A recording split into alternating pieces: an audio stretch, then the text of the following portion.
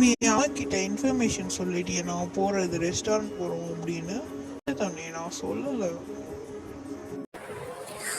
ஐயோ நான் சொல்லவே இல்லையே, நீ சொல்லிட்டியா? அவங்க காஃபி கேட்டாங்க, நான் போட்டு கொடுத்துட்டு கிளம்பி வந்துட்டேன். அவங்க என்கிட்ட எதுவுமே கேட்கல, நானும் அதனால ஒன்றுமே சொல்லலை. அவங்க மட்டும் என்கிட்ட என்ன சொல்லிட்டா போகிறாங்க, அதெல்லாம் விட பார்த்துக்கலாம். அப்போ என்ன சொல்லி தான் ஆகணுமா? ஏன் நீ சமாளிக்க மாட்டேன் எனக்காக? சரி சரி, ஓகே ஓகே. உங்க 2 பேர்கிட்டையும் மாட்டிக்கிட்டு நான் தானே பாடா படுறேன். ஹோட்டலுக்கு வந்துமே உங்கள் அம்மா பற்றி தான் பேசணுமா? எதாவது ஜாலியாக சந்தோஷமாக பேசிகிட்டு இருக்கலாமே, அதையே ஏன் பேசிக்கிட்டு இருக்கா? இப்போ என்ன உங்கள் அம்மாவை என்னால் சமாளிக்க முடியாது. சரி வா, திருப்பி போகலாம், எந்திரிச்சு வீட்டுக்கே போகலாம். ஓகே தானே? சரி ஓகே ஓகே, டென்ஷன் ஆகாத, சாப்பிடு, பார்த்துக்கலாம். இதெல்லாம் சகஜம் தானே. நேற்று இன்னைக்கு நடக்கிறதா, இப்போ நடக்கிறது தானே.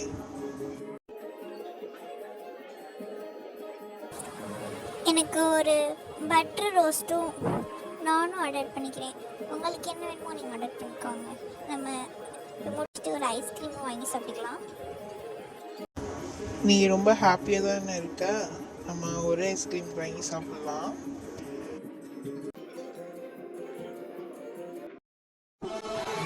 எங்க போயிட்டு வரீங்க? இவ்வளவு நேரம் ஆச்சு, என்கிட்ட ஒரு வார்த்தையே சொல்லவே இல்லையே. இவ்வளவு நேரமா எங்க போயிட்டு வந்தீங்க?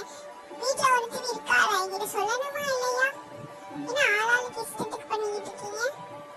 என்னத்த சொல்றது, ஒன்னு சொல்லி என்னவா பண்ண முடியும்? நான் இப்ப எத்தனை பேர் அதை சொல்லணும். உங்கள்கிட்ட சொல்லாம நான் என்னத்தான் போகிறோம், நீங்களே சொல்லுங்க.